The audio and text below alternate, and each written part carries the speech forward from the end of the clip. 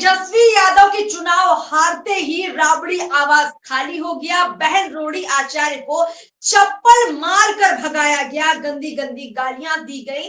राबड़ी आवास में लालू परिवार में इतनी कलह, इतनी फूट कौन कर रहा है? इसके जिम्मेदार क्या ये पैच द्वारा से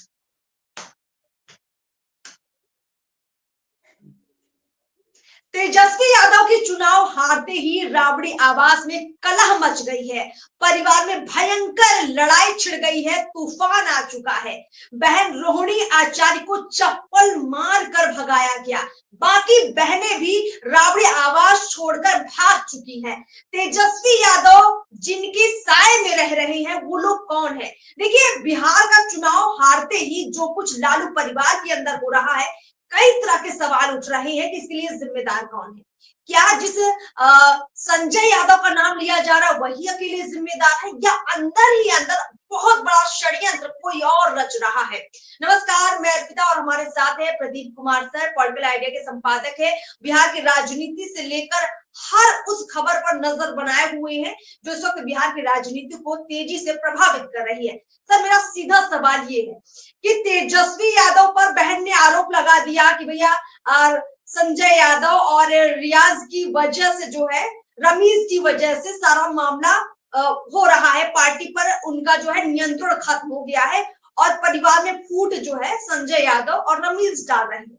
लेकिन मेरा प्रश्न तीसरे व्यक्ति की तरफ है, वो है रेचल उर्फ राजश्री यादव, तेजस्वी की पत्नी। क्या वो भी जयचंद है इस परिवार के लिए? जो घटनाक्रम हो रहा है उस पर क्या आपका कहना है? क्योंकि बाहर के दो लोग इतना कुछ कर जाएं, लगता तो नहीं है।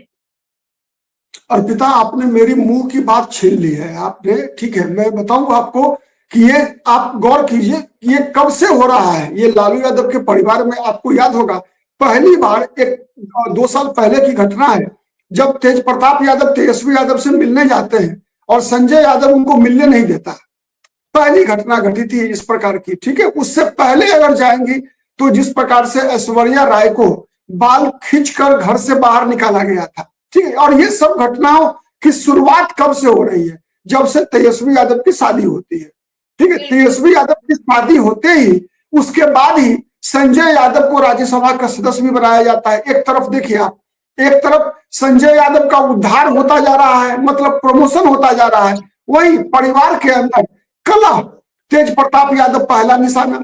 दूसरा निशाना, चूंकि मीसा भारती ने अपने आप को सीमित कर लिया है कि चलो पाटलिपुत्रा से लोकसभा सीट लड़ो, माता पिता का इलाज करवाओ। आपने देखा होगा मीसा भारती को जब कभी भी लालू प्रसाद यादव कहे जाते हैं तो लालू प्रसाद यादव के साथ मीसा भारती होती है। तो ये स्वाभाविक है, बड़ी सबसे बड़ी संतान है अगर लालू प्रसाद यादव की थोड़ी सी, तो वो अपने आप को सीमित कर चुकी है, अपनी महत्वाकांक्षाओं को कंट्रोल कर चुकी है। तो मीसा भारती के घर में घुसने पर पाबंदी नहीं लगी है।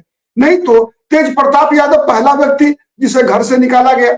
उसके बाद अब रोहिणी आचार्य का जो मामला निकल कर आया है, तो ये अभी पहली बार निकल कर नहीं आया है। आपको याद होगा सितंबर महीने में जब तेजस्वी यादव बिहार अधिकार यात्रा कर रहे थे, उस दौरान भी क्या हुआ था? उस दौरान रोहिणी आचार्य ने एक ट्वीट किया था। ट्वीट था क्या कि राजा की गद्दी पर बैठने वाला राजा नहीं हो जाता। मतलब जिस कुर्सी पर लालू यादव तेजस्वी यादव बैठा करते हैं, ठीक है, वो जो वैन था, जो रथ था, जिस रथ से तेजस्वी यादव बिहार अधिकार यात्रा कर रहे थे, उसमें तेजस्वी यादव वाली सीट पे संजय यादव बैठे हुए थे। उसके बाद ये ट्वीट आता है। उस दौरान भी कितना हंगामा हुआ था, याद होगा आपको। उस दौरान भी रोहिणी आचार्य ने कहा था कि भाई मैंने अपना अब रिश्ता तोड़ लिया है। जितने परिवार के सदस्य थे सबको फॉलो करना रोहिणी आचार्य ने बंद कर दिया था। लेकिन फिर विधानसभा चुनाव के दौरान चुपके से वो आती है। लेकिन कब आती है याद कीजिए आप, जब तेजस्वी यादव का एक भावुक बयान आता है। बयान क्या था तेजस्वी यादव का? बयान था कि रोहिणी दीदी मेरी मां जैसी है और इनकी गोद में मैं खेला हूं। ठीक है, तो चूंकि बड़ी बहन है, उम्र में बहुत अंतर है, काफी अंतर है। ठीक है, तेजस्वी यादव 9वीं संतान है लालू प्रसाद यादव के और रोहिणी आचार्य दूसरी संतान है। तो स्वाभाविक है कि एक एज गैप जो है बहुत बड़ा रहा है। ठीक है, तो इसके कारण मुझे लगता है कि भावना में बहकर रोहिणी आचार्य वापस आई। लेकिन जब वापस आती है तो जो कल की घटना है वो घटना तो अचंभित करने वाली है, और ये घटना कोई सामान्य घटना नहीं है अर्पिता। एक साथ आप देखिए, एक साथ 3-4 बहनों को घर से बाहर निकलना पड़ता है। ये कोई रोहिणी के साथ अकेला हुआ ऐसा नहीं है, 7 बहनें हैं, एक मीसा भारती, उसके अलावा कल 4 बहन घर से बाहर गई है, 5 बहन हो गई, केवल 2 बहन है जो मौजूद नहीं थी, क्योंकि चुनाव का परिणाम आना था। हर बहन जो है अपने भाई के घर में थी, लग रहा था कि भाई मुख्यमंत्री बनने वाला है, तो शायद सेलिब्रेट करने के लिए सब लोग आए हुए थे। लेकिन जिस प्रकार से सबसे पहले रोहिणी आचार्य घर से निकल कर गई, और रोहिणी आचार्य का बयान क्या था आप सुनिए आपने। रोहिणी आचार्य ने बयान था कि मैंने अपने बहनों को और अपने माता पिता को रोता छोड़कर आई हूं मैं। ये बात गौर कीजिए आप, रोहिणी आचार्य का बयान क्या था कि मैं अपने माता पिता को और बहनों को छोड़कर, रोता छोड़कर आई हूं। इसका मतलब क्या है? बड़ा संकेत है ये। प्रदीप जी, वही मैं कह रही हूँ कि कान भरने वाला कौन है, असली षड्यंत्रकारी कौन है? देखिए, रोहिणी आचार्य ने यहाँ तक कहा है कि उन्होंने अपने पिता को जो किडनी दी उसको लेकर भी उनको भद्दी गालियां दी गई कि तुमने गंदी किडनी दे दी है। एक और जहां पूरे देश भर में उनकी इतनी तारीफ हुई थी, इतनी संवेदना जुड़ी, आज का दिन देखिए कि वही बेटी रो कर कह रही है कि कोई रोहिणी आचार्य किसी के घर में पैदा ना हो, अगर बूढ़े बाप को किडनी चाहिए तो बेटी ना दे, अपना घर परिवार देखे, बेटा ही अपना किडनी दे या किसी अपने दोस्त से दिलवा दे। अगर बेटी कुछ करेगी तो उसको बहुत कुछ सुनना पड़ेगा, उस पर आरोप लगेगा कि वो टिकट के लिए यहाँ आई थी, उसने करोड़ों रुपए लिए हैं। ये बातें खुलकर अब वो कह रही हैं। इसका मतलब ये है कि पहले से ये माहौल रोहिणी के खिलाफ तैयार कर दिया गया था, क्योंकि बिहार की राजनीति में तेजस्वी तो चलिए चरम पर थे, मीसा भारती भी स्थापित थी राजनीति में, लेकिन रोहिणी आचार्य नई राजनीतिज्ञ के रूप में लालू परिवार में उभर रही थी। लोगों की संवेदना जुड़ गई और ऐसा लग रहा था कि हो ना हो राजद की कल को ये बड़ी भूमिका भी अदा कर सकती है, पार्टी की बड़ी जिम्मेदारी में अहम भूमिका निभा सकती है। लेकिन उससे पहले ही उनको खदेड़ दिया गया, उनको भगा दिया गया, गालियां देकर भगा दिया गया, बेइज्जत करके भगा दिया गया। बिहार में बेटियों का इस कदर कभी अपमान हमने नहीं देखा प्रदीप जी। इसी घर में बहू का पहले अपमान होता है, बहू को भगाया जाता है, झोटा खींच कर भगाया जाता है, आज बेटियों को भगाया जा रहा है। कौन ये कर रहा है? मैंने आपसे जो सवाल लिया कि जो संजय यादव, क्या उनकी अकेली इतनी हिम्मत है? क्या संजय यादव की और रमेश की इतनी हिम्मत है कि वो रोहिणी आचार्य या फिर लालू यादव के सामने अपनी आवाज ऊंची कर पाए? रोहिणी आचार्य कह रही है कि लालू यादव रोते रहे, राबड़ी देवी रोती रही, उनकी बहनें रोती रही और उनको घर से निकलना पड़ा। मतलब उनकी ताकत इतनी भी नहीं बची थी कि वो अपनी बेटी को रोक पाए। मतलब नियंत्रण कहाँ चला गया? राजश्री क्या असली खेल कर रही है? क्या इन सब के पीछे राजश्री के हाथ में सारी पावर जाती दिख रही है? क्योंकि तेजस्वी इतने बुरे भाई तो कभी थे नहीं, अगर रहते तो पहले ही अपनी बहन से किडनी नहीं दिलवाते। नहीं, किडनी तेजस्वी यादव ने थोड़े दिलवाया होगा। किडनी तो चूंकि माँ बाप पर जितना अधिकार और जितना कर्तव्य तेजस्वी यादव का है उतना ही तो रोहिणी आचार्य का भी है, तो इसमें कहीं कोई ऐसी बात नहीं है। मुझे ऐसा लगा है, सवाल ये है कि अगर किडनी का मसला था ही तो तेजस्वी यादव को इस जहन में अगर ये प्रश्न होता कि किडनी देने से बहन की बिहार की राजनीति में अलग जो है जगह बन जाएगी, इनकी पहचान बन जाएगी, तो शायद ये कदम तेजस्वी नहीं उठाने देते, वो कोई और इंतजाम करते। रोहिणी आचार्य ने अपनी इच्छा से, स्वेच्छा से ये कदम उठाया। और आज जब लोगों को ये लगा कि रोहिणी आचार्य राजद में एक बड़ी भूमिका निभा रही है, बिहार की राजनीति में एक अलग नाम बना रही है, तो परिवार के लोगों को सबसे ज्यादा खटकने लगा, जिसमें नाम आ रहा है राजश्री यादव का, उनकी भौजाई का, उनकी भाभी का। तो ये ननद भौजाई का मामला लग रहा है क्या सर? देखिए अर्पिता, ये ननद भौजाई का मामला है ना भाई बहन का मामला है। मामला सत्ता पर, पार्टी पर कब्जे का मामला है। ठीक है, ये कब्जे का मामला है परिवार में। अब इसके पीछे कोई संपत्ति का भी पर भी कब्जे का मामला होगा। अंदरूनी बातें हैं, धीरे धीरे निकल के आएगी। आप देख रही है कैसे एक एक करके मामला निकल कर आ रहा है। कल को आपको ये भी सुनना पड़ सकता है कि लालू प्रसाद यादव अब जो है मतलब मजबूर हो गए हैं, ये भी सुनने को मिल सकता है। राबड़ी देवी बंधक बनी हुई है, ये भी सुनने को मिल सकता है जब इस तरह की घटनाएं घट रही हैं तो। ठीक है, कई आशंकाएं जन्म ले रही है, लेकिन अल्टीमेटली जो जो मूल इसके पीछे कारण दिख रहा है वो केवल और केवल पार्टी पर कब्जे की लड़ाई है।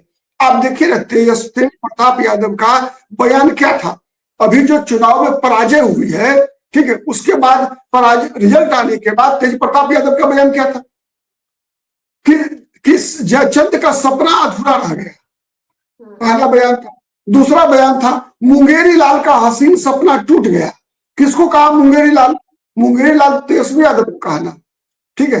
और आपको याद होगा, और मतलब चुनाव प्रचार के दौरान ही जब पटना एयरपोर्ट पे दोनों भाई की मुलाकात होती है, ठीक है, तो तेजस्वी यादव हालचाल पूछते हैं, तेज प्रताप यादव जवाब नहीं देते।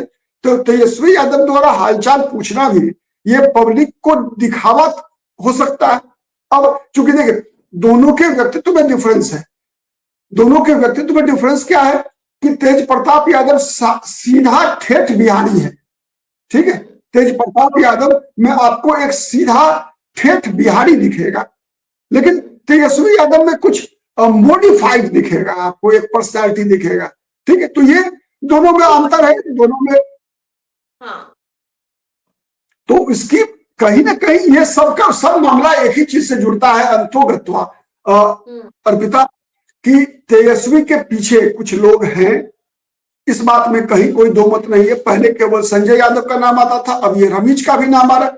और रमीज के बारे में ये बात बताई जा रही है कि रमीज पर मतलब कई मुकदमे भी हैं, ये कोई आम आदमी नहीं है, ठीक है। इस पर कई मुकदमे हैं, इसकी पत्नी चुनाव लड़ चुकी है, इसके ससुर जो है वो समाजवादी पार्टी के बड़े नेता रहे हैं, ठीक है। तो ये राजनीतिक व्यक्ति है, तो क्या ये राजनीतिक दल आरजेडी पर कब्जे की लड़ाई हो रही है?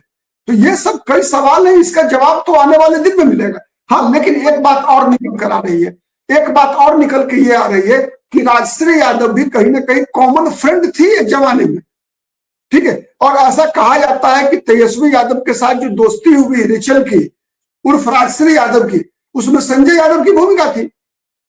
तो अब ये सब बड़ी बातें हैं, उसकी बातें तो जांच के बाद ही कुछ निकल कर आएगी या फिर पब्लिक डोमेन में मामला है, ठीक है। और यहां भी आप याद रखिएगा एक और चीज, एक और बयान था तेज प्रताप यादव का, क्योंकि ये मायने रखता है बहुत।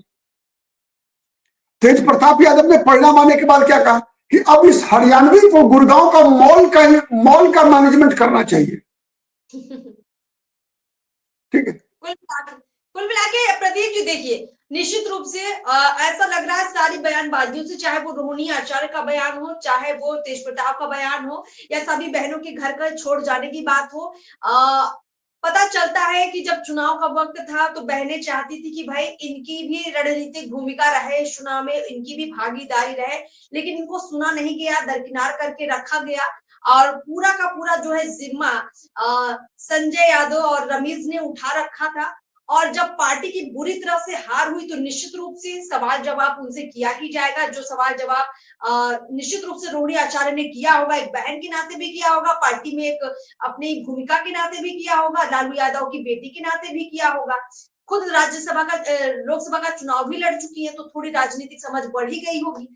और वही सब लगता है खटका होगा तेजस्वी यादव को, संजय यादव को और रमीज को, खास तौर पर खटका होगा। हार से बौखलाए हुए हैं, बुरी तरीके से बौखलाए हुए हैं, और वो बौखलाहट इतनी बुरी तरह से बाहर सामने आई है कि अब दुनिया भर में थू थू हो रही, पूरे बिहार में, पूरे देश भर में लोग मतलब कह रहे हैं कि इनको शर्म आनी चाहिए। जो बेटी इतना अपने पिता के लिए कर गई, उस बेटी का इतना अपमान, वो भी बिहार के धरती में हुआ है। तो निश्चित रूप से ये मुझे लगता है कि एक चुनावी हार से ज्यादा ये पारिवारिक हार हो गई है तेजस्वी यादव की।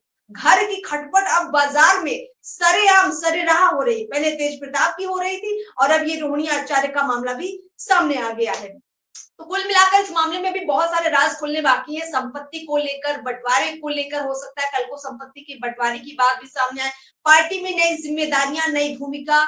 अभी तो तेजस्वी यादव पूरी तरह से कमान संभाले, लेकिन लालू आगे कमान किसको कैसे देंगे, कितना बंटवारा करेंगे, पार्टी में क्या करेंगे, वो सारा बवाल अभी थमने वाला नहीं प्रदीप जी, इसलिए हमारी पूरी नजर बनी हुई है।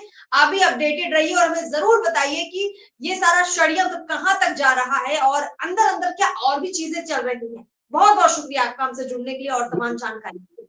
बहुत बहुत शुक्रिया।